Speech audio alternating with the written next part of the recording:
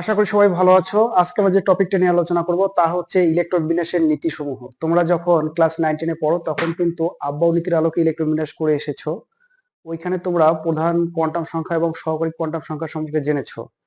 তো ইন্টারমিডিয়েট এসে নিশ্চয়ই তোমরা এর আগে যে টিউটোরিয়াল দুইটা ছিল সেখানে তোমরা আরো দুইটা কোয়ান্টাম সংখ্যার নাম শুনেছো, ম্যাগনেটিক কোয়ান্টাম সংখ্যা এবং তোমার স্পিন কোয়ান্টাম সংখ্যা। সব মিলিয়ে এই কোয়ান্টাম সংখ্যাগুলোকে একত্রিত করে ইলেকট্রন বিন্যাসের আরো দুইটা অতিরিক্ত রীতি তোমাদেরকে এখানে জানতে হবে। একটা হচ্ছে পলির বর্জন নীতি আর একটা হচ্ছে হুন্ডের নীতি। তো আমরা প্রথম অবস্থা আমরা একটু জানা জিনিস দিয়ে শুরু করব। আসলে আমাদের যেটা ছিল যে আব্বাউ নীতি। তো আব্বাউ নীতির যে মূল বক্তব্য সেটা হচ্ছে এরকম যে ইলেকট্রন যখন বিভিন্ন অরবিটালে প্রবেশ করবে তখন আগে নিম্ন শক্তির অরবিটালে প্রবেশ করবে, তারপর ইলেকট্রন প্রাপ্যতার সাপেক্ষে উচ্চ শক্তির অরবিটালে ধীরে ধীরে প্রবেশ করবে।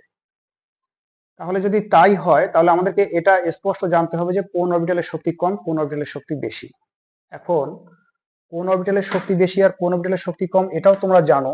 তোমরা একটা খুব সুন্দর একটা ছন্দ দিয়ে মনে রাখতা যে এসো এসো প্রিয়া ডিপিএস করি ডিপিএস করি, এফ ডিপিএস করি এফ ডিপিএস করি, ইটস ওকে।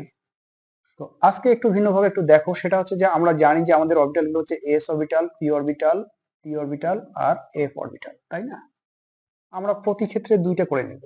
তাহলে আমরা প্রথমে যদি নেই তাহলে এভাবে বলা যায় যে এস এস, এখানে একটু জায়গা আটানোর চেষ্টা করব। তাহলে এখান থেকে শুরু করে এটা হচ্ছে এস এস, তারপরে পিএস পিএস পিএস পিএস, তারপরে ডিপিএস ডিপিএস ডিপিএস ডিপিএস, তারপরে এফডিপিএস এফডিপিএস এফডিপিএস এফডিপিএস। আচ্ছা, হলো। এখন এগুলোকে যদি আমরা এখন নাম্বারিং করি তাহলে আমাদের নাম্বারিংটা হচ্ছে এরকম। এটা হচ্ছে 1 নাম্বার এস, প্রথম শক্তি স্তরের এস, এটা দ্বিতীয় শক্তি স্তরের 3 4 5 6 7, এটা হচ্ছে 8। আর পি গুলোর ক্ষেত্রে যদি নাম্বারিং করি তাহলে এইটা হচ্ছে আমাদের 2p, কারণ 1p তো হয় না। এটা 2p, এটা হচ্ছে 3p, এটা হচ্ছে আমাদের 4p, 5 6, এটা হচ্ছে 7। আর আমরা যদি ডি গুলোকে করি তাহলে এটা হচ্ছে আমাদের 3d, এটা হচ্ছে আমাদের 4d, এটা 5, এটা হচ্ছে 6। আর এফ কে যদি আলেখিত করি তাহলে বলা যায় যে এফ হচ্ছে কোনটা, এইটা দিয়েই করি। এইটা এইটা একটা হচ্ছে এফ। এফ এটা কত দিয়ে শুরু করতে হবে, যেহেতু 3d দিয়ে শুরু করতে হবে 4 দিয়ে শুরু করতে হবে, 4f। আর এটা হচ্ছে আমাদের 5f। আমরা যদি এই ইয়ার এই সিরিজের আমরা যতই আমরা উপরের দিকে যাব, ঠিক আছে, আমাদের ততই কিন্তু অরবিটালের শক্তি বাড়তে থাকবে। ততই অরবিটালের শক্তি কি হবে, অরবিটালের শক্তি ততই কিন্তু বাড়বে। এটা অরবিটালের শক্তি যে ততই যে বৃদ্ধি পাচ্ছে বা বেশি হয় এর কিন্তু প্রমাণও আমরা দেখব। সেটা হচ্ছে এরকম, যেমন মনে করা যাক যে কোনো এক জায়গায় যদি আমরা যদি হিসেবটা করি, মনে করো যে আমরা দেখতে চাই যে এই দুইটা অরবিটালের মধ্যে কার শক্তি বেশি আর কার শক্তি কম, ঠিক আছে? তাহলে এখানে আমরা একটা হিসেব করে নেব, সেটা হচ্ছে যে 5 যোগ হচ্ছে 0, অর্থাৎ n+l নিয়ম। এটা তোমরা 19-এ জানো, এই জন্য খুব বেশি এটা নিয়ে কথা বলছি না। 5+0 মানে হচ্ছে সমান হচ্ছে 5, আর এখানে 4 + হচ্ছে 2 সমান হচ্ছে 6। তো যেহেতু 5-এর চেয়ে 6 বেশি, তাহলে অবশ্যই এইটার শক্তি তাহলে বেশি হবে আর এইটার শক্তি কম হবে। এইরকম যে কোনো জায়গায় যদি তোমরা হিসেব করো তাহলে কিন্তু হিসেবটা কিন্তু বের করতে পারবে। তো এখানে যদি আমরা এটা হিসেব করি তাহলে কিরকম হচ্ছে, এটার ক্ষেত্রে আমরা দেখবো যে 4p এর ক্ষেত্রে হচ্ছে যে 4 + হচ্ছে 1, দ্যাট ইজ হচ্ছে 5। তো এক্ষেত্রে আবার দেখা যাচ্ছে 5 একই হচ্ছে। তো সেক্ষেত্রে কি ছিল, যার ক্ষেত্রে n এর মান বেশি ছিল সেটার শক্তি বেশি, আর যার ক্ষেত্রে n এর মান কম সেটার শক্তি হচ্ছে কম। অর্থাৎ আমরা যে এই যে n+l নিয়মটা যে পড়েছি সেটা আর আমরা এখন মুখস্থ বলতে চাই না। আমরা এখানে n+l নিয়মটা আমরা এখানেও জানবো। সেটা হচ্ছে যে n+l এর মান যার বেশি হবে তার শক্তি বেশি হবে, আর যদি n+l এর মান যদি সমান হয়ে যায় তাহলে যার ক্ষেত্রে n এর মান বেশি হবে তার শক্তি বেশি হবে, এটা কিন্তু তার প্রমাণ, ঠিক আছে? তো এগুলো তো তোমরা 19-এ দেখেছো। এখানে একটা এরকম এই যে প্রথমে যেটা ছিল এই যে একটা সর্পিল আকার একটা দেখছো, তো এইটা আসলে কি নির্দেশ করতেছিল, এইটা হচ্ছে 1 + হচ্ছে 0, দ্যাট ইজ হচ্ছে 1। এইটা নির্দেশ করতেছে 2 + হচ্ছে 0, আর 2 + হচ্ছে 1 মানে হচ্ছে 3। এটা 2, এটা হচ্ছে 3। তারপর যদি আমরা এই বরাবর যদি হিসেব করি তাহলে দেখব যে এটা হচ্ছে 3, এটা হচ্ছে 4, এটা হচ্ছে 5, তাহলে এটা হচ্ছে 1, এটা হচ্ছে 2 3, এটা হচ্ছে 3 4 5, এটা হচ্ছে 4 5 6 ইত্যাদি, এটা 7, এরকম হচ্ছে।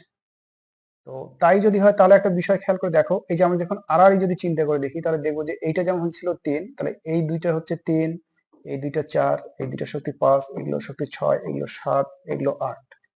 তো আমি এই বিষয়টাকে আর একটা ভিন্নভাবে একটু দেখাতে চাই। সেটা হচ্ছে আমার পর্যায় সারণীটা কিরকম ছিল বলতো।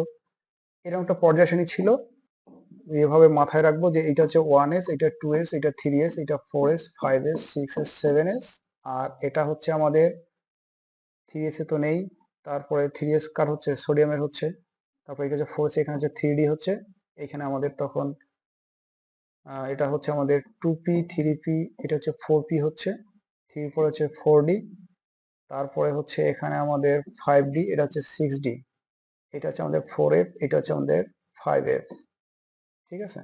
আর 4 এর পরে হচ্ছে 5, এটা হচ্ছে 6, এটা হচ্ছে 7p, 7s 7p, 1s, তাহলে 1s, এটা হচ্ছে 1s। তাহলে একটা বিষয় খেয়াল দেখো, 4s এর পরে 3d তে যাবে, তারপরে 4p তে যাবে, তারপরে 5s এ যাবে, তারপর 4d তে যাবে, তারপর 5p তে যাবে। তো এই যে পজিশন যে অংশটুকু আছে, এখান থেকে আমরা একটা কথা বলতে পারি যে ইলেকট্রন আগে 1s এ যাবে, তারপর 2s এ যাবে, তারপর এইটা হচ্ছে এটা 1s এ যাবে আগে, তারপর 2s এ যাবে, তারপর 2p তে যাবে, তারপর 3s এ যাবে, তারপর 3p তে যাবে, তারপর 4s এ যাবে, তারপর 3d তে যাবে, 4s এর পর কিন্তু 3d তে যাবে, তারপর 4p তে যাবে, তারপর 5s এ, তারপর 4d তে, তারপর 5p তে যাবে। তো দেখো 5s 4d 5p, 5s কোথায় শুরু, 5s 5s 4d 5p, এই যে এরকমটা হচ্ছে। তারপর 6s 4f 5d 6p, 6s 4f 5d, 6s 4f 5d 6p। মানে এই যে পজিশনের সাথে সুন্দর কিন্তু একটা মিল আছে কিন্তু, ঠিক আছে। তো আমরা এখানে যেটা মাথায় রাখবো সেটা হচ্ছে যে আমাদের এই পর্যায়গুলোতে জাস্ট কিভাবে করে কমছে। হ্যাঁ, যেমন প্রথম দুই পর্যায়ে শুধু এস এবং পি অরবিটাল, তারপরে এক নতুন করে ডি যুক্ত হচ্ছে, ডি চার পাশে থাকছে, তারপরে এফ যুক্ত হচ্ছে। আব্বাও নীতির অনেকগুলো প্রয়োগ আছে, মূলত যত কোনো ইলেকট্রন বিন্যাস করেছে সবগুলো আব্বাও নীতির প্রয়োগ ছিল। আমি এখানে শুধু 3টা ইলেকট্রন বিন্যাস একটু দেখাবো বা দেখানো উচিত। একটা হচ্ছে যে, প্রথম কথা হচ্ছে যে ক্রোমিয়াম 24, এটা তোমরা জানো যে ক্রোমিয়াম 24 এখানে আর্গন মানে হচ্ছে 18টা, আর থাকে 6টা ইলেকট্রন। তো 3d তে পরে যায়, আগে 4s এ যায়। তো 4s এ যদি মনে করা যাক যে দুইটা যেত, তাহলে 20 হয়ে যেত, আর চারটার মধ্যে এখানে 4 থাকতো। কিন্তু এরকমটা হয় না, এটা তোমরা ব্যতিক্রম এতটাই পড়ে আসছো যে এটা তোমাদেরকে ব্যাখ্যা করলে তোমরা অমনোযোগী হও, দুষ্টামি করা শুরু করে দাও। তো আমি এটা ব্যাখ্যাটা দিতে চাচ্ছি না, আমি এখানে যেটা বলতে চাচ্ছি সেটা হচ্ছে যে এটা আসলে তোমাদেরটাই ঠিক যে এটা এরকম না হয়ে যেটা হয় সেটা হচ্ছে যে আর্গনের পাশাপাশি 3d তে থাকে 5টা ইলেকট্রন, আর 4s এ থাকে একটা ইলেকট্রন। আমার প্রশ্ন হচ্ছে কেন এইটা এরকম না হয়ে কেন এইটা এইরকম হলো, এর ব্যাখ্যাটা কি? এটা আব্বাও নীতি কিন্তু এই বিষয়টা ব্যাখ্যা করতে পারে না, এটা আব্বাও নীতির একটা সীমাবদ্ধতা বা ব্যর্থতা বলা চলে। তো কেন এইটার চেয়ে এইটা ইলেকট্রন বিন্যাস হয় এইখানে, আমরা সেইটা হিসেব করে দেখব, ওটা একটা জায়গা আছে। তার আগে আর একটা কথা বলি, এটা মনে করো যে আয়রন 26 এর ইলেকট্রন বিন্যাস হচ্ছে স্বাভাবিকভাবে এখানে হচ্ছে আর্গন 18, 3d পরে আর হচ্ছে 4s 2। তা 4s এ যদি আমরা দুইটা দিয়ে দেই তাহলে 18 দিয়ে 20, আর এখানে থাকতেছে 6টা। এখন তোমরা একটু খাতা কলম নিয়ে একটু বসো এবং নিজেরাই একটু এই জিনিসটা একটু লেখো যে Fe2+ এর ইলেকট্রন বিন্যাসটা কেমন হবে, ঠিক আছে। তোমরা যদি লিখে থাকো তাহলে আমার সাথে একটু মিলিয়ে নাও। এই Fe2+ ইলেকট্রন বিন্যাস হচ্ছে আসলে এইরকম হয়। তোমরা যারা এরকম লিখেছো, কি রকম লিখেছো যে 3d5, একটু ভিন্ন কালি দিয়ে লিখি, সেটা হচ্ছে এরকম। তোমরা যদি কেউ লিখে থাকো যে এটা 3d5, 3d5 আর 4s1, অথবা অথবা এটা একটা, অথবা কেউ যদি এরকম করে লেখো, হ্যাঁ, কেউ যদি এরকম করে লেখো যে 3d4 4s2, তাহলে এই দুই পক্ষই কিন্তু ভুল করছো। এখানে আসলে ঘটনাটা কি? ঘটনাটা হচ্ছে দেখো এ কথা ঠিক যে ইলেকট্রনের এই এই অরবিটালটাতে শেষে প্রবেশ করছে, থ্রিডিতে পরে ইলেকট্রন প্রবেশ করেছে, আগে ফোর এসে প্রবেশ করেছে তারপর থ্রিডিতে প্রবেশ করেছে। এখন যাওয়ার সময় যে যেখান থেকে পরে প্রবেশ করছে সেখান থেকে যে যাবে এমনটা না, যাওয়ার সময় ইলেকট্রন সর্বদাই বহিঃস্থ শক্তি স্তর থেকে যায়। এই জন্য মূলত এইখানকার যে ইলেকট্রন দুটো ছিল এই ইলেকট্রন দুটো চলে গেছে। এখন যখন চলে যাবে, যাওয়ার পর এরকম আয়নের ক্ষেত্রে কখনোই আর নতুন করে এরকম ইলেকট্রন পুনর্বিন্যাসিত হবে না। অর্থাৎ এখানে যে 6টা ইলেকট্রন আছে এখানে 5টা ইলেকট্রন এবং এখানে একটা ইলেকট্রন এরকমটা করবে না।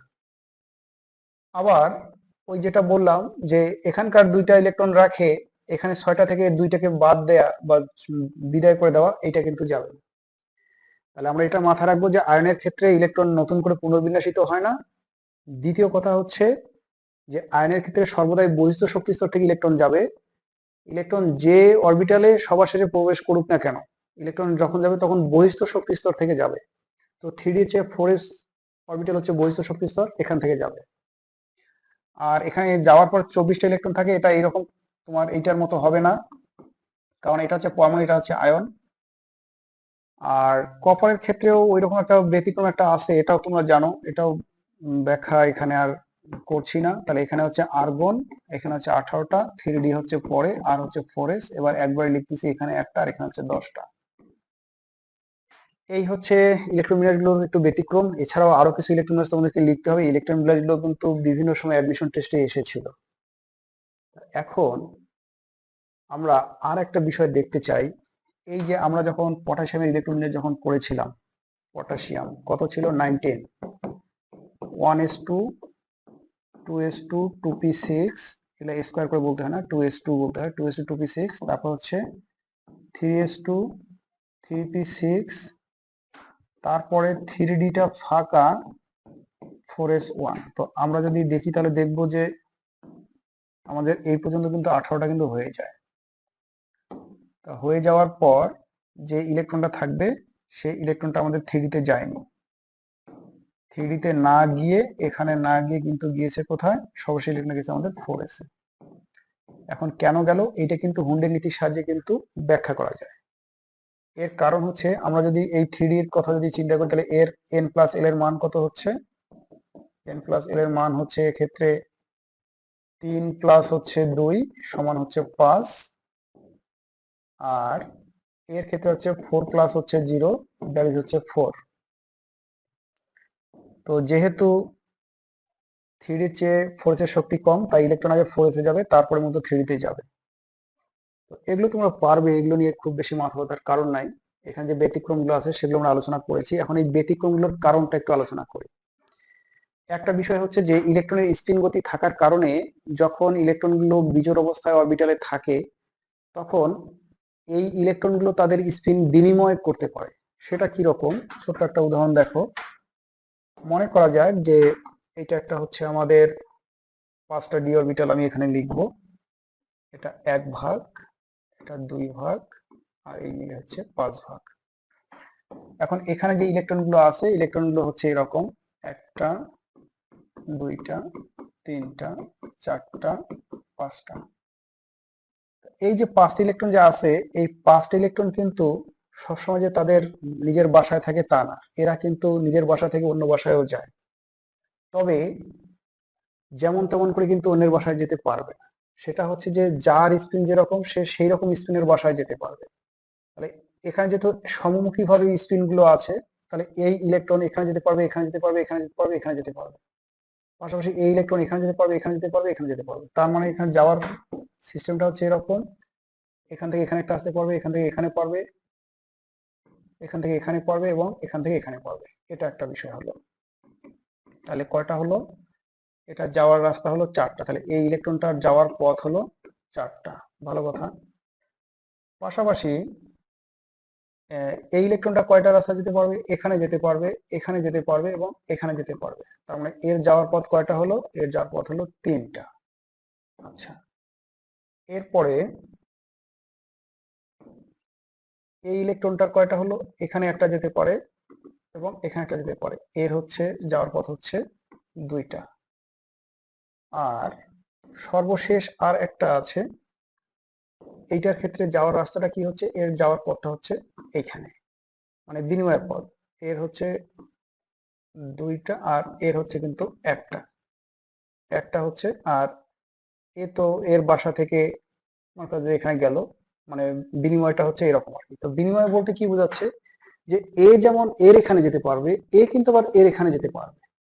ঠিক আছে, তো এইটাকে আমরা বলি মূলত এভাবে যে NC2, এদের মধ্যে স্পিন বিনিময়ের সংখ্যা হচ্ছে NC2। তোমরা যারা কম্বিনেশন এবং পারমুটেশন পড়েছো, বিন্যাস সমাবেশ পড়েছো, তারা জানো যে এখানে সাজতে পারতেছে কয় উপায়, NC2 উপায়, মানে দুইটা ইলেকট্রন, এ যেমন এর জায়গায় যেতে পারবে, এ আবার ওর জায়গায় যেতে পারবে। সেই হিসাবে n সংখ্যক একই স্পিন বিশিষ্ট বিজোড় ইলেকট্রন গুলো নিজেদের মধ্যে স্পিন পরিবর্তন করতে পারবে NC2 পরিমাণ।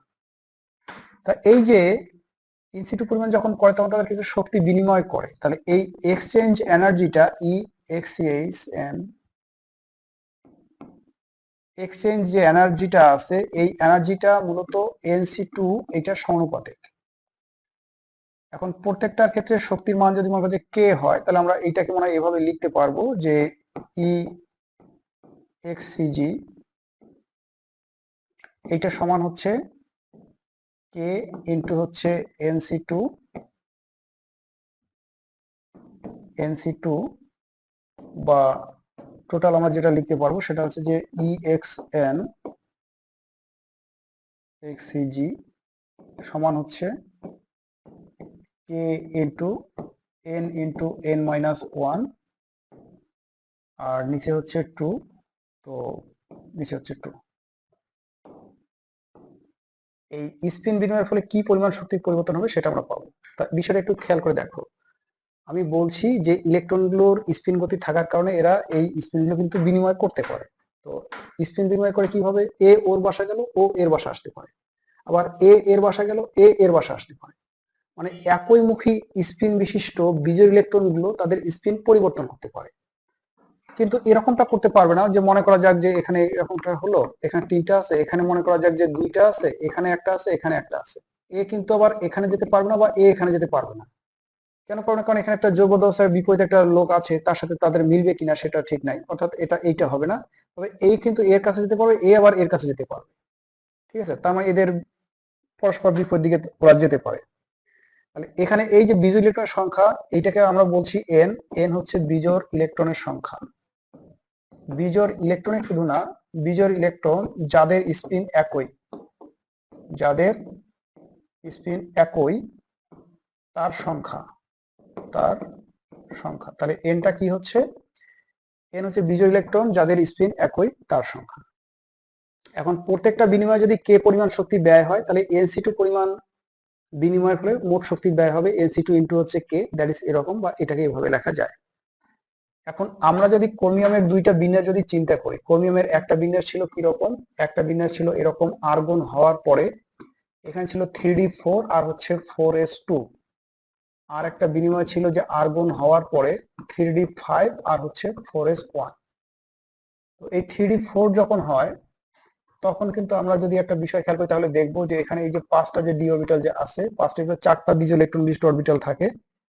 এদের স্পিন আবার একই রকম হয়, যদিও এটা আমরা পড়বো হুন্ডের নীতি যখন পড়বো। এটা এখানে থাকে, ফলে এখানে 1টা 2টা 3টা 4টা 5টা 6টা। আমরা এর জন্য হচ্ছে তোমার বিজোড় ইলেকট্রন হচ্ছে 4টা।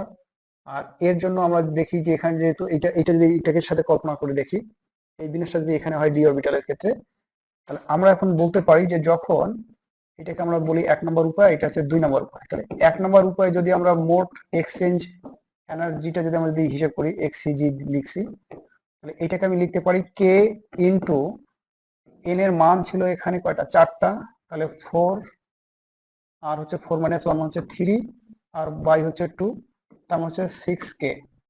তাহলে প্রথম উপায় 6K। আর দ্বিতীয় উপায়টা হচ্ছে কি, EXCG।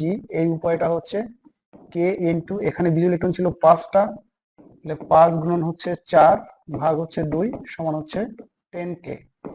তাহলে দেখা যাচ্ছে যে যদি 5টা অরবিটালে 5টা বিজোড় ইলেকট্রন যদি অরবিটাল ইলেকট্রন থাকে যাদের স্পিন একই রকম, তাদের ক্ষেত্রে এক্সচেঞ্জ এনার্জি, স্পিন এক্সচেঞ্জ এনার্জিটা হচ্ছে 10K পরিমাণ। আর যদি ডি অরবিটালে যদি 4টা ইলেকট্রন থাকে তাহলে এদের ক্ষেত্রে এক্সচেঞ্জ এনার্জিটা হচ্ছে 6k পরিমাণ। তো এক্সচেঞ্জ করতে যত বেশি শক্তি লাগবে তত কিন্তু স্থিতিশীলতা বেশি হবে, কারণ অতিরিক্ত শক্তি তারা ছেড়ে দিচ্ছে। যতই শক্তি ছেড়ে দিবে তত কিন্তু স্থিতিশীলতা বেশি হবে। কেমিস্ট্রিতে একটা নিয়ম হচ্ছে যে যার ক্ষেত্রে স্থিতিশক্তি যত কম তার স্থিতিশীলতা কিন্তু তত বেশি, বা উল্টো করে বলা যায় শক্তি যত বেশি হয় তার স্থিতিশীলতা তত কম হয়। তো আমাদের এখানে আমরা যেটা দেখবো, এই স্পিন বিনিময় করার সময় এরা যে শক্তিগুলো যে ছেড়ে দিচ্ছে, ছেড়ে দেওয়ার ফলে যে পরিমাণ শক্তি তোমার বেশি পরিমাণ যেখানে শক্তি ছেড়ে দিবে সেখানে কিন্তু তাদের স্থিতিশীলতা বেশি হবে, যার ফলে 2 নম্বর যখন ইলেকট্রন বিন্যাসটা হয় তখন কিন্তু এটা বেশি স্থিতিশীল হয়, আর 1 নম্বর ইলেকট্রন বিন্যাসটাকে অস্থিতিশীল হয়। এরকম আর কি বিষয়টা। তো আশা করি আমরা এখানে বুঝতে পারছি যে আব্বাউ নীতির ব্যতিক্রমে যে ক্রোমিয়াম এবং কপার ছিল সেখানে কেন এইরকম বিনিময়টা হলো সেটা তোমার নিশ্চয়ই বুঝতে পারছো। এখন আমরা হুন্ডের নীতি আলোচনা করব। হুন্ডের নীতিটা অবশ্য আলোচনা করার আগে আমার মনে হয় যে একটু পলির বর্জ্য নীতিটা, আচ্ছা হুন্ডের নীতিটাই আগে আলোচনা করা উচিত। হুন্ডের নীতি বলতেছে যে ইলেকট্রন যখন সমশক্তি সম্পন্ন অরবিটালে প্রবেশ করবে, যেমন তো অরবিটালে না, কিন্তু সমশক্তি সম্পন্ন অরবিটালে ইলেকট্রন যখন সমশক্তি সম্পন্ন অরবিটালে প্রবেশ করবে তখন এমন ভাবে প্রবেশ করবে যাতে তাদের স্পিন একইমুখী হয়। এরপরে যদি ইলেকট্রন প্রবেশের প্রয়োজন হয় তখন বিপরীত স্পিনে প্রবেশ করবে। এখানে দেখো সমশক্তি সম্পন্ন অরবিটালে ইলেকট্রন প্রবেশের সময় এমন ভাবে প্রবেশ করবে যাতে তারা সর্বাধিক পরিমাণে বিজোড় অবস্থায় থাকতে পারে। এই বিজোড় ইলেকট্রনগুলোর স্পিন কেমন হবে? একইমুখী হবে। ঠিক আছে, তবে সাধারণত প্রথম ইলেকট্রন থাকলে সেটা কিরকম হবে? ঘড়ি কাঁটার দিকে হবে। এটা একটু মাথায় রাখতে হবে, এটা এক্সট্রা কথা, এটা লেখার প্রয়োজন নাই। তো আমরা যদি মনে করা যায় যে নাইট্রোজেনের কথা বলি, নাইট্রোজেন দিয়ে অনেক ম্যাক্সিমাম উদাহরণগুলো আছে। তো নাইট্রোজেন হচ্ছে পারমাণবিক সংখ্যা 7। তো এর ক্ষেত্রে আমরা যদি দেখি তাহলে দেখবো যে এটা হচ্ছে 1s, এটা মনে হচ্ছে 1s, তারপর এটাকে আমরা বলতে পারি 2s, এবং এটাকে আমরা বলতে পারি 2px, 2py, 2pz। তাহলে এখানে সবার আগে আমাদেরকে জানতে হবে যে জিনিসটা হচ্ছে সমশক্তি সম্পন্ন অরবিটাল বলতে কি বোঝায়। সমশক্তি সম্পন্ন অরবিটাল বলতে বোঝায় যে সকল অরবিটালের ক্ষেত্রে n ও l একই, তারাই হচ্ছে সমশক্তি সম্পন্ন। যাদের ক্ষেত্রে n ও l একই তারাই কিন্তু হচ্ছে সমশক্তি সম্পন্ন। তাহলে একটা বিষয় খেয়াল করে দেখো, এখানে এই যে 3টা অরবিটাল যা আছে, এই 3টা অরবিটালের ক্ষেত্রে প্রতি ক্ষেত্রে n ইকুয়াল হচ্ছে 2 2 2 এবং l ইকুয়াল হচ্ছে 1 1 1। তো যেহেতু এদের প্রত্যেকের n এবং l এর মান একই, তাই এরা সমশক্তি সম্পন্ন। হুন্ডের নীতিটা তাহলে প্রযোজ্য হচ্ছে কোন জায়গায়? যখন সমশক্তি সম্পন্ন অরবিটালে যখন ইলেকট্রন যখন প্রবেশ করবে তখন মূলত হুন্ডের নীতিটা আমাদেরকে প্রয়োগ করতে হবে। তাহলে 1s এ যদি মনে করা যাক যে আমাদের যে 2টা ইলেকট্রন ছিল, এখানে মনে করা যাক যে এই 2টা ইলেকট্রন পরস্পর বিপরীত স্পিনে থাকলো, এখানে 2টা থাকলো, আর এই যে 3টা অরবিটাল আছে এই 3টা অরবিটালে ইলেকট্রনকে এইভাবে প্রবেশ করতে হবে, এইভাবে প্রবেশ করতে হবে। অর্থাৎ সমশক্তি সম্পন্ন অরবিটাল যখন ইলেকট্রন প্রবেশ করবে তখন তারা এমন ভাবে প্রবেশ করবে যাতে তারা সর্বাধিক পরিমাণে বিজোড় অবস্থায় থাকতে পারে, যাদের স্পিন আবার একই রকম হবে। তার মানে তারা এভাবে প্রবেশ করতে পারবে না, এভাবে প্রবেশ করতে পারবে না যে এরকম হলো যে এখানে 2টা প্রবেশ করে এখানে একটা করলো, এটা করতে পারবে না, মানে ফাঁকা রেখে করতে পারবে না। আবার মনে করো যে 2টা এইরকম হলো আর একটা আবার এইরকম হলো, এটা কিন্তু করতে পারবে না। পারবে শুধু এইটা, এই সমশক্তি সম্পন্ন অরবিটালগুলোর স্পিন একই রকম হয়। আবার রেওয়াজ অনুযায়ী যেটা হচ্ছে সেটা হচ্ছে যে এরকমটাও হতে পারবে না, এরকমটাও হতে পারবে না। কারণটা হচ্ছে একটা অরবিটালে যদি একটা ইলেকট্রন থাকে তাহলে ট্র্যাডিশনালি ধরে নেওয়া হয় যে এই ইলেকট্রনটা ঘড়ির কাঁটার দিকে ঘুরছে। ঠিক আছে, ঘড়ির কাঁটার বিপরীত দিকে ঘুরছে, মানে তোমার আপ স্পিন করে ঘুরছে আর কি। হ্যাঁ, এইটাই হচ্ছে হুন্ডের নীতি। এখন হুন্ডের নীতির সবচেয়ে বড় যে বিষয়টা সেটা হচ্ছে যে হুন্ডের নীতি কোথায় কোথায় প্রয়োগ করা যাবে আর কোথায় কোথায় যাবে না। একটা বিষয় খেয়াল করে দেখো, আমরা যদি হাইড্রোজেন পরমাণুর কথা যদি চিন্তা করি, এর ইলেকট্রন হচ্ছে মাত্র 1s1, এর তো একটা ইলেকট্রন, এর আবার হুন্ডের নীতি কি? তার মানে এর ক্ষেত্রে ইলেকট্রনটা ঘড়ি কাঁটার দিকেও ঘুরতে পারছে অথবা ঘড়ি কাঁটার বিপরীতেও ঘুরতে পারছে, যেহেতু একটা অরবিটালে কেবল একটা ইলেকট্রন আছে। তবে নিয়ম অনুযায়ী কি হবে, এটা আপ স্পিনটা হবে অধিকতর গ্রহণযোগ্য। তারপরে যদি কোনো পরমাণুর অরবিটাল যদি ইলেকট্রন দ্বারা পূর্ণ থাকে, আমি এগুলো আলাদা করে লিখে দেবো, অরবিটাল যদি ইলেকট্রন দ্বারা পূর্ণ থাকে, যেমন মনে করো যে বেরিলিয়ামের কথা বলা হচ্ছে, বেরিলিয়াম পরমাণু সংখ্যা 4, ইলেকট্রন হচ্ছে 1s2 2s2। এখানে হুন্ডের নীতি লেখার কিছু নাই। ঠিক আছে, তুমি যেভাবে লেখো না কেন একই রকম হবে, বা হুন্ডের নীতি ফলো করার তেমন কিছু নাই। তো তবে এই কথা ঠিক, দুইটা তো আবার একদিকে স্পিন হবে না, অর্থাৎ এটাকে তো আমরা কখনো আবার এভাবে করে লিখতে পারবো না, আমাদেরকে অবশ্যই একটাকে আপ স্পিন আর একটাকে ডাউন স্পিন করে আমাদেরকে লিখতে হবে। তার মানে হচ্ছে যে যে সকল পরমাণুর ক্ষেত্রে অরবিটালগুলো ইলেকট্রন দ্বারা পূর্ণ থাকে তাদের ক্ষেত্রে হুন্ডি নীতি প্রয়োগের কোনো প্রয়োজন হয় না। এখন আর একটা বিষয় হচ্ছে যে যেমন নিষ্ক্রিয় গ্যাসগুলোর ক্ষেত্রেও কিন্তু হুন্ডি নীতি প্রয়োগের কোনো প্রয়োজন হয় না। তাহলে আমরা দেখলাম যে এস অরবিটালে হুন্ডি নীতি প্রয়োগের প্রয়োজন হয় না, কারণ এস অরবিটালে কোনো ভাগ নাই, এটা এক ভাগ। তাহলে এস অরবিটাল বাদ যাচ্ছে কে কে? হাইড্রোজেন পরমাণু, এর ক্ষেত্রে প্রয়োজন নেই। 2 নম্বর হচ্ছে এস অরবিটাল, এর জন্য প্রয়োজন নেই কারণ এটা একটাই অরবিটাল। 3 নম্বরটা কি হচ্ছে? পূর্ণ অরবিটাল। পূর্ণ অরবিটাল যাদের আছে তাদের ক্ষেত্রে হুন্ডি নীতি প্রয়োগ করার প্রয়োজন নেই। ঠিক আছে, তো এই বিষয়গুলো একটু মাথায় রাখতে হবে।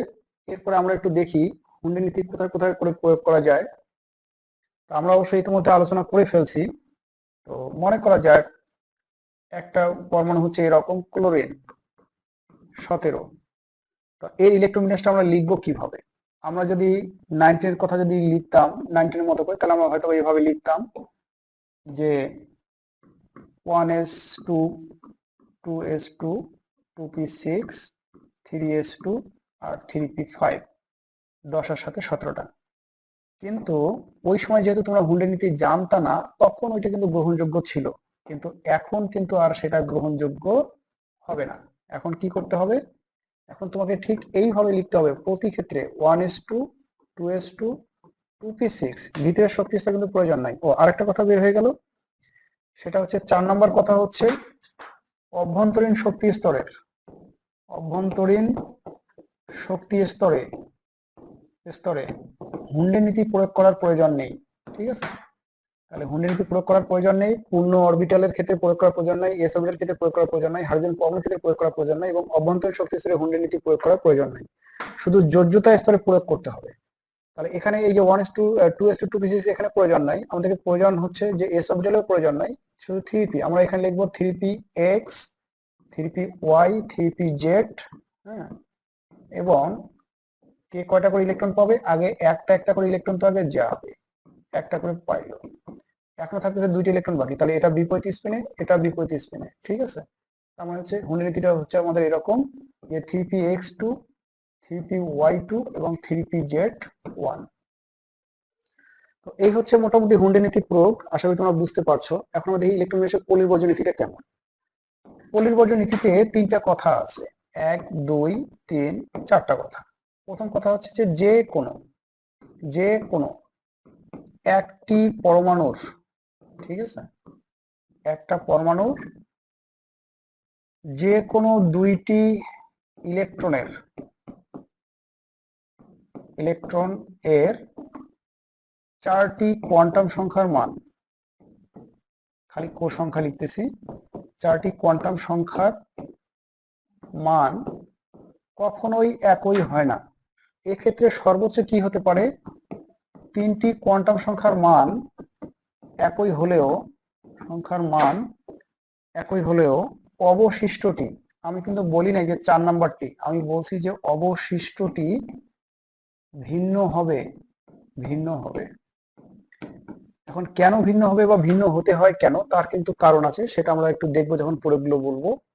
তাহলে বলা হচ্ছে যে যে কোনো পরমাণুর, হ্যাঁ, যে কোনো একটা পরমাণুর কি হবে না, যে কোনো 2টা ইলেকট্রনের জন্য, এটা একটা হলো, যে কোনো 2টা ইলেকট্রনের জন্য 4টা কোয়ান্টাম সংখ্যার মান কখনো একই হবে না। এক্ষেত্রে কি হবে? এক্ষেত্রে সর্বোচ্চ 3টার মান একই হলেও অবশিষ্টটার মান অবশ্যই ভিন্ন হতে হবে। এইটাই হচ্ছে পলির বর্জন নীতিটা। তো পলির বর্জন নীতি আমাদেরকে অনেক কিছু বিষয়ের সম্পর্কে ধারণা দেয়। আমরা এর প্রয়োগটা একটু লিখি। যেমনটা একটা বিষয় খেয়াল করে দেখো, মনে করা যাক যে আমরা সচরাচর যে উদাহরণটা দেখি বা তোমরা যে বইয়ে যে উদাহরণটা দেখবা সেটা হচ্ছে এরকম, হিলিয়ামের ক্ষেত্রে। এটা দিয়ে আগে শুরু করি। আমরা জানি যে হিলিয়ামের 2টা ইলেকট্রন আছে, আর ইলেকট্রন 2টা কোথায় আছে? 1s2 তে আছে, মানে এইরকম আছে, 1s এ আপ স্পিন করে একটা আছে আর ডাউন স্পিন করে একটা আছে, এরকম করে আছে। আমরা যখন একটা ইলেকট্রনের কোয়ান্টাম সংখ্যাগুলো লিখবো, যেহেতু এখানে 4টা কোয়ান্টাম সংখ্যার কথাই বলছে, যে যে কোনো 4টা কোয়ান্টাম সংখ্যার মান কখনো একই হয় না। কোয়ান্টাম সংখ্যার মান কি হয় না? একই হয় না। তাহলে এখান থেকে আমাদের চারটা কোণ সংখ্যা লেখার একটা সিস্টেমটা একটু দেখো। এই যে প্রথমে যে 1 2 3 4 থাকে, এটা হচ্ছে এন এর মান, তার মানে এখানে এন ইকুয়াল হচ্ছে 1। তারপর তার সাথে এস পি ডি এফ যেগুলো থাকে এগুলো হচ্ছে এল এর মান, এল ইকুয়াল 0 হলে হয় এস। আর এল এর মান যত হয় তার উপর ভিত্তি করে এম এর মান হয়, তাই এল এর মান 0 হলে এম এর একটা মান পাওয়া যাবে, সেই মানটা 0 দিয়ে শুরু করতে হয়, তার মানে এল এর মান 0 হলে এম এর মান সবসময় বাধ্যতামূলকভাবে 0 হয়।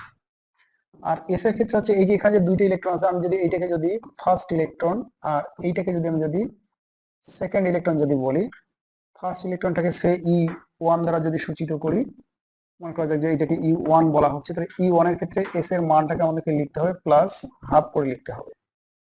আর E2 এর ক্ষেত্রে কি হচ্ছে, n ইকুয়াল এটাতেই আছে দ্বিতীয় ইলেকট্রনটাও, তাই n equal 1, l equal 0, m equal অবশ্যই 0, l ইকুয়াল 0 হলে m এর মান 0 হয়ে যায়। আর s এর মান এই ক্ষেত্রে অবশ্যই, এটা যেহেতু ডাউন স্পিন, মনে করা যাবে মাইনাস হাফ। তো আমরা যদি দেখি তাহলে দেখবো যে এই যে E1 এবং E2 ইলেকট্রন দুইটা যে আছে, এই দুইটা ইলেকট্রনের ক্ষেত্রে যে কোনো পর্যায়ে আমরা যদি বিবেচনা করি না কেন, তাহলে দেখবো যে প্রথম তিনটার ক্ষেত্রে তোমার চারটা কোয়ান্টাম সংখ্যা, প্রথম তিনটা কোয়ান্টাম সংখ্যার মান একই হলেও চতুর্থ কোয়ান্টাম সংখ্যা বা স্পিন কোয়ান্টাম সংখ্যার যে মানটা আছে এইটা কিন্তু একই না, এটা কিন্তু ভিন্ন হচ্ছে। এটা হচ্ছে প্লাস হাফ আর এটা হচ্ছে মাইনাস হাফ, অথচ এন এর মান একই, এল এর মান একই, এম এর মান একই, কিন্তু এই মানটা ভিন্ন। এই মানটা আসলে ভিন্ন হলো কেন? এই মানটা ভিন্ন হওয়ার কারণ হচ্ছে যে যদি একই অরবিটালে যদি যে কোনো দুইটা ইলেকট্রনের চারটা কোয়ান্টাম সংখ্যার মান যদি একই হয়ে যায়, যে কোনো পরমাণুতে যে কোনো দুইটা ইলেকট্রনের চারটা কোয়ান্টাম সংখ্যার মান যদি একই হয়ে যায়, তাহলে একটা ইলেকট্রন থেকে আর একটা ইলেকট্রনকে কিন্তু আলাদা করা যাবে না। একটা বিষয় কল্পনা করে দেখো, মনে করো যে একই বাসার দুইজন ব্যক্তি, একটা নাম হচ্ছে ইমন আর একটা নাম হচ্ছে সুমন। এখন ওদের কাছে এখন চিঠি লিখতে চাই, মনে করা যাক যে হচ্ছে পাপন। তো পাপন যখন চিঠি লিখবে তখন এদের ক্ষেত্রে কি হবে, জেলা একই হবে, উপজেলা একই হবে, ডাকঘর একই হবে, কেয়ার অফ একই হবে, কিন্তু একজন হবে ইমন আর একজন হবে সুমন। কিন্তু দুইজনে যদি সুমন হতো বা দুইজনে যদি ইমন হতো, তাহলে কার চিঠি কার কাছে যেত, একটু কিন্তু গড়বড় হয়ে যেত, তার মানে অবস্থান নির্দিষ্ট করে বলাটা মুশকিল হয়ে যেত। এই জন্য একটা ইলেকট্রনের অবস্থান নির্দেশ করার জন্য যে তিনটা কোয়ান্টাম সংখ্যা প্রয়োজন হয়, বা একটা ইলেকট্রনের মূলত সার্বিক অবস্থা মানে প্রকাশ করার জন্য যে চারটা কোয়ান্টাম সংখ্যার প্রয়োজন হয়, এই চারটা কোয়ান্টাম সংখ্যার মান কোনো ইলেকট্রনের জন্যই কখনো একই রকম হবে না। এখানে যে শুধু হিলিয়ামের 1 নম্বর এবং 2 নম্বর ইলেকট্রন তা না, তুমি যদি মনে করো যে এরকম যদি একটা চিন্তা করো, সে ক্লোরিনের ক্ষেত্রে চিন্তা করলা যে 15তম ক্লোরিন হচ্ছে পারমাণবিক সংখ্যা হচ্ছে 17, মনে করো যে ক্লোরিনের ক্ষেত্রে তুমি একটা প্রশ্ন রাখলা এরকম যে এর 13 নাম্বার এবং 17 নাম্বার ইলেকট্রন দুইটার কোয়ান্টাম সংখ্যা চারটা কেমন হবে, ইলেকট্রনের কোষ সংখ্যা কেমন হবে, এটা আমরা একটু বের করে দেখতে চাই। তা এক্ষেত্রে আমাদেরকে কি করতে হবে, আগে ওই ক্লোরিনের ইলেকট্রনটাকে লিখতে হবে 1s2, 2s2, 2p6, 3s2, 3px2, বা এভাবে না লিখে এইভাবে একটু লিখলে আরো ভালো হয়, 3px, 3py, 3pz। একটা বিষয় খেয়াল করে দেখো, প্রথম, দ্বিতীয়, তৃতীয়, চতুর্থ, পঞ্চম, ষষ্ঠ, সপ্তম, অষ্টম, নবম, দশম, একাদশ, দ্বাদশ, আর এইটা হচ্ছে ত্রয়োদশ, 13তম, ঠিক আছে। তারপর এটা হচ্ছে চতুর্দশ, পঞ্চদশ, হ্যাঁ, তারপরে এটা হচ্ছে ষষ্ঠদশ, এবং এই যে এইটা হচ্ছে তোমার সপ্তদশ। তাহলে এই যে পিঙ্ক কালারটা, এই পিঙ্ক কালারটা হচ্ছে 13 নম্বর ইলেকট্রন, আর এইখানে যে হলুদ কালারটা আছে এটা হচ্ছে 17 নম্বর ইলেকট্রন। তার মানে এইখানে আমাকে এই ইলেকট্রনটার জন্য লিখতে হবে পিঙ্ক কালার জন্য। তাহলে আমি যদি এখন লিখি E13 এর জন্য যদি এখন লিখি E13, তাহলে এর জন্য 3px আপ স্পিন, তাহলে n এর মান কত হবে, n ইকুয়াল হবে এখানে 3, l ইজ ইকুয়াল হবে 1, হ্যাঁ, l ইজ ইকুয়াল হচ্ছে 1, l ইজ ইকুয়াল 1। আর m এর ক্ষেত্রে এখানে একটু তোমাদের সমস্যা হয় যে তোমরা এখানে l ইকুয়াল 1 হলে তো m এর তিনটা মান পাও, একটা 0 পাও, একটা +1 পাও, একটা -1 পাও। এখন তোমরা কোনটা লিখবা, এইটাতে তোমাদের প্রচুর অভিযোগ এক এক বই এক এক রকম দেওয়া। ওকে, এভরিথিং ইজ কারেক্ট। তবে তোমরা এইটা মাথায় রাখবা, সেটা হচ্ছে যদি শূন্য থাকে, তাহলে পিজেড লিখবা, বা যদি পিজেড অরবিটাল হয় তাহলে এম এর মানটা তোমরা শূন্য লিখবে। এগুলো হচ্ছে এম এর মান, আর এগুলো হচ্ছে অরবিটালের প্রকাশ, অরবিটাল প্রকাশ। আর যদি +1 থাকে তাহলে পি এক্স লিখবে, আর যদি মাইনাস থাকে তাহলে পি ওয়াই লিখবে। ঠিক আছে, এরকমটা। কোনো কোনো বইয়ে প্লাসের জন্য পি ওয়াই লিখছে, মাইনাসের জন্য পি এক্স লিখছে। ওটাও কারেক্ট, ভুল ধরা কঠিন, কারণ এখানে ছোট্ট একটা ব্যাপার আছে, যেটা আমি কোয়ান্টাম সংখ্যা বলার চেষ্টা করেছিলাম, যে এক্স ওয়াই জেড অক্ষগুলো কে কিভাবে চিন্তা করছে তার উপর ভিত্তি করে কিন্তু এম এর মান শূন্য, +1, -1 হলে সেটা পি এক্স হবে, পি ওয়াই হবে নাকি পি জেড হবে, সেটা নির্ভর করে। তবে এই মানটা হচ্ছে অধিক স্বীকৃত। এখানে যেটা লিখছি এটা হচ্ছে সর্বজন স্বীকৃত একটা রীতি, সুতরাং এটা তোমরা ফলো করতেই পারো। আচ্ছা, তাহলে কি হচ্ছে, এল ইকুয়াল 1 হচ্ছে, এখন এটা কোথায় পি এক্স এ আছে, তো যেহেতু পি এক্স এ, তাহলে আমরা কি করব, পি এক্স এ থাকার মানটা আমরা +1 ধরবো, 1 ধরা হলো। আর এটা কি আছে, আপ স্পিন, তাহলে এস এর মানটা কেমন হবে, এটার মান কিন্তু হবে +12। ঠিক আছে, এটা হচ্ছে E13 এর বিষয়টা। এখন E17 এরটা কেমন হবে, E17 কোথায় আছে, E17 আছে এই জায়গায়। একটা বিষয় খেয়াল করে দেখো, E17 কিন্তু এইটা না, E17 হচ্ছে কিন্তু আমাদের কাছে 3p y এ আছে। আগে আমরা একটা একটা করে আগে দিয়েছি, 13, 14, 15, তারপরে 16, তারপরে 17, 13, 14, 15, তারপর 16, তারপর 17, এখানে সিরিয়ালি কিন্তু দিতে হবে। তাহলে E17 ক্ষেত্রে n ইকুয়াল 3, l ইকুয়াল এবারও কিন্তু হচ্ছে 1, যেহেতু পি অরবিটালে আছে, আর এবার আছে y মানে হচ্ছে কি, m ইকুয়াল হচ্ছে -1। হ্যাঁ, আর এটা যেহেতু বিপরীত ইলেকট্রনটা, আগের ইলেকট্রনটা তো না, সাদাটা তো না, এটা হচ্ছে উল্টোটা, তার মানে হচ্ছে -12। তো এই যে এইটা হচ্ছে 17তম ইলেকট্রনের, দেখো এক্ষেত্রে এইটা, এই প্রথম দুইটা একই, কিন্তু পরের দুইটা আর মিলছে না।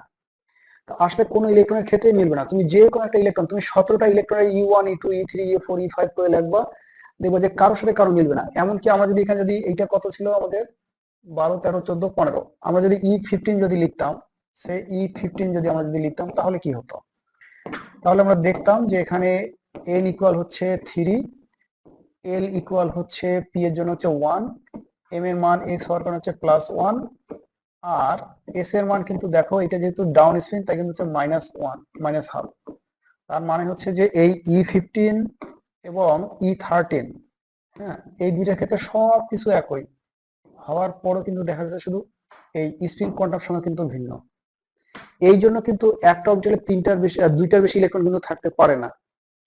তো সেটা কেমন, যেমনটা মনে করো, আচ্ছা আরেকটা কথা যেটা আছে এখানে আরেকটু লিখি, যেমনটা মনে করো এরকম হলো, যে আমরা যদি দেখি, যে কথার কথা ধরে নেওয়া যাক যে লিথিয়ামের যে 3টা ইলেকট্রন আছে, এই 3টা ইলেকট্রনে আমরা ধরে নিচ্ছি যে 1s3 তে আছে, যদিও সম্ভব না বা হয় না, গায়ের জোরে ধরে নিলাম যে এইখানেই 3টে আছে। তাহলে এইখানে যদি 3টা থাকে, তাহলে এক্ষেত্রে আমরা E1 এর জন্য কি পাবো, n দিয়ে শুরু করতে হবে, n ইকুয়াল হচ্ছে 1, এই যে 1 আছে তাই, আর l ইকুয়াল হচ্ছে 0, l 0 হলে আর হিসেবে কিছু নাই, m এর মান 0, আর s এর মান প্রথমটার জন্য হচ্ছে +12। It's okay.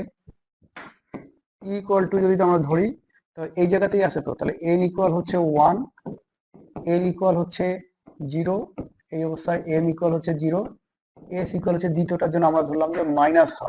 ঠিক আছে, আর E3 যদি হয়, অর্থাৎ এইখানে লিথিয়ামের 3টে ইলেকট্রন, 3টে যদি 1s এ যদি থাকতো, তাহলে এক্ষেত্রে n ইকুয়াল 1 হতো, l ইকুয়াল 0 হতো, m ইকুয়াল 0 হতো। এবার s ইকুয়াল আমি কত লিখবো, আমি যদি s ইকুয়াল যদি +12 লিখি, তাহলে আমার এইরকম আপ স্পিন হয়, আর যদি -12 লিখি, হ্যাঁ, -12 যদি লিখি, তাহলে আমার এইরকম ডাউন স্পিন হয়।